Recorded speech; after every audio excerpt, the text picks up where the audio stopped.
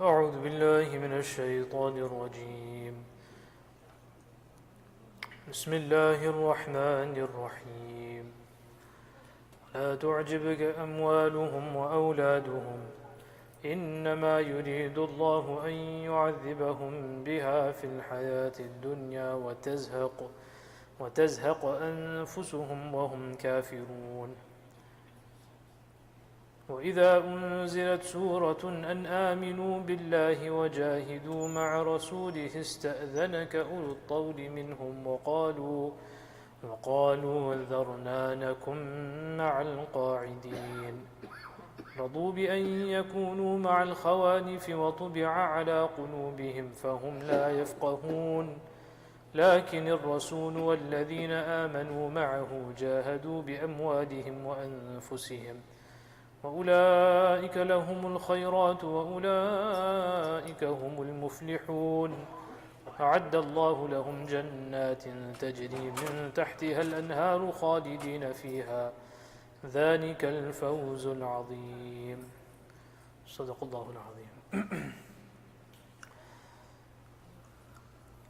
Allah subhanahu wa ta'ala in this world, His method of testing individuals or communities is completely up to the hikmah and wisdom of Allah subhanahu wa ta'ala. Some are tested through being given ni'mah and blessings, or things rather. Some are tested by taking away certain things. Having things in this world or not having things in this world is not a determination of how happy Allah is with someone. If someone is a millionaire, billionaire, he has 100,000, 200,000, more than that, then that means Allah is happy with him? Not necessarily. Or that he has it, doesn't mean Allah is not happy with him? Also not the case. Someone has very little in this world, that means Allah is not happy with him? Not the case. Definitely anyone who does not have, therefore Allah is happy with them, that's also not the case. These are all ahwal and conditions, as we say, that Allah subhanahu wa ta'ala in His infinite wisdom, how He puts people through them. Sometimes at a certain stage you have, sometimes at a certain stage you don't have. People have say rags to riches and riches to rags. These happen all the time. So how does a person look at it?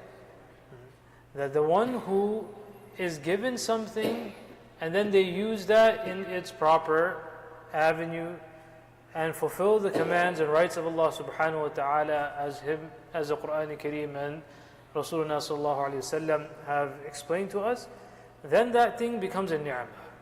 Then that's a blessing for him. And if he does not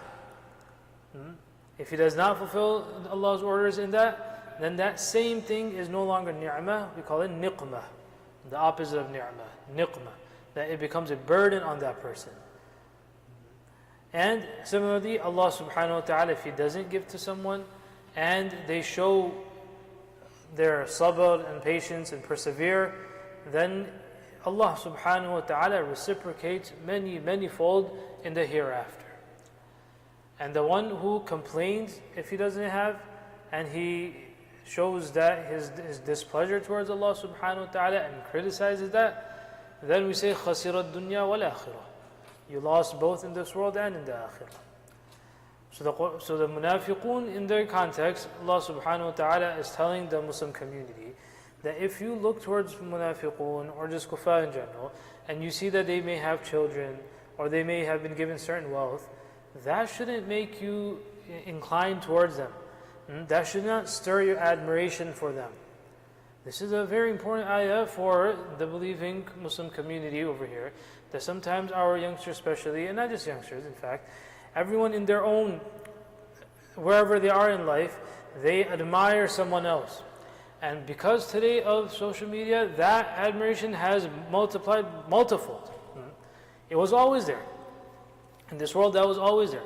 People would look up to this person, and he has such a position, he has so much money, so much children, he has women, etc. around him.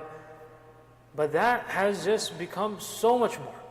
The amount is multiplied because now you're able to see everyone's life. Whether you want to or you don't want to, everyone is posting about this, about me, about that. Even if that's not the case, that's the reality of this. In the story of Qarun, Allah subhanahu wa ta'ala tells us that when Qarun comes out with all of his wealth, those that were there to look at it, immediately they're stirred. Immediately they're stirred of how much Qarun has. And what's the immediate consequence of that? That a person is dissatisfied with what he has. This is one of the biggest, and then today we speak about mental health. So this feeds into mental health. All the time you're looking at someone else, their physique looks better than you, their house is better than yours, their car is better than yours, the women they're with, you feel that they're nicer than yours. So what do you walk out with? Dissatisfaction. He's not happy to see his own house, he's not happy to see his own family, he's not happy to see what he has. Why? Because all day you're staring at someone else. Oh, Fulan has this much, how their lifestyle, his lifestyle, all of these things. And that's self-induced. What is that? Someone goes by with something and then you see and say, oh wow, that's very nice. You drive by a mansion, you say, oh, this is very nice. But sitting there purposely going through someone else's life, you're self-induced. You're hurting yourself purposely. So the Quran came and says, لا تعجبك أموالهم أولادهم. These things that they have in this world, that doesn't mean anything. That should not stir admiration for them. إنما يريد الله, when Allah subhanahu wa ta'ala, when a person goes down that route, then Allah ta'ala gives them, and that itself becomes a means of their adab. As the ayah says, إنما يعذبهم بها وتزهق أنفسهم وهم كافرون. Their ruh and their soul will be taken out in this state that they are rejecting Allah subhanahu wa ta'ala. So what will be the end result over here? After being given all of this, you died as someone who was in kufr, ungratefulness to Allah subhanahu wa ta'ala, and rejecting Allah subhanahu wa ta'ala's ni'am. So what's going to happen?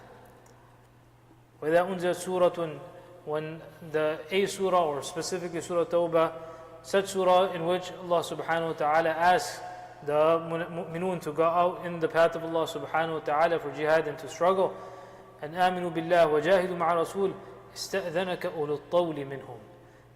This is a quality of a hypocrite, that despite having things, أولو الطول, they have so much, but they say, oh, let us stay behind. وقالوا ذرنا أنكم مع القاعدين. We're going to stay back with those that have stayed back, despite them being given so much. رضوا بأن يكونوا مع الخوالف. The Quran Kareem is almost like a mockery of them, that you want to stay back with the women. Where is your manlyhood? Where is your masculinity? رضوا بأن يكونوا مع الخوالف وطبع على قلوبهم. This is the reality. That Allah subhanahu wa ta'ala has now sealed their hearts. When a person goes down a certain route again and again and again, then just as things get rusted, at a certain point, if it not gets rusted, then you can't turn it anymore. Doesn't matter what you do to it after that. وَطُبِعَ عَلَىٰ قُلُوبِهِمْ, Allah subhanahu wa ta'ala has sealed their hearts now. فَهُمْ لَا يَفْقَهُونَ. Then they do not have any understanding of what is good, what is beneficial. This the reality that what is in this world is temporal, what's in the hereafter is permanent. It's a very clear cut if a person understands this, that what should they give preference to. It's very logical, very rational. There's something temporary versus permanent. What would you put your investment into? It's very straightforward. But why? Allah subhanahu wa ta'ala sealed their hearts. فَهُمْ لَا يَفْقَهُونَ. They have no understanding left now. And on the flip side, how does the believer react and how does he respond? The Rasul and those that believe with him, جَاهَدُوا بِأَمْوَالِهِمْ وَأَنفُسِهِمْ. They put it all on the line. If it's our lives, it's our lives. If it's our wealth, then it's our wealth. If it's our time, then so be that. Because they understand that this is temporal. The more I give, whatever I have is from Allah. I'm giving back to Allah. Allah again will give more to me. وَأُولَٰئِكَ لَهُمُ الْخَيْرَاتُ وَأُولَٰئِكَ هُمُ الْمُفْلِحُونَ. Those are the ones that will have goodness. They are the successful ones. Allah has prepared for them jannat, not one paradise, not one garden, not one. In this world, person, how many homes is he going to have? How much is he going to have? جَنَّاتٍ تَجْرِي مِن تَحْتِهَا الْأَنْهَارُ خَالِدِينَ فِيهَا, therein forever and ever. ذَلِكَ الْفَوْزُ الْعَظِيمُ. That is the success you want to go for in the hereafter. Any success in this world is short-lived. How much of his life does he spend in coming to a point that he can come to the top of his career? Once he's at the top of the career, how much of your life can you enjoy that? People in politics, for example, they only come to the top of their career when they're what, 60, 70? And then after that, how much? 1 term, 2 terms?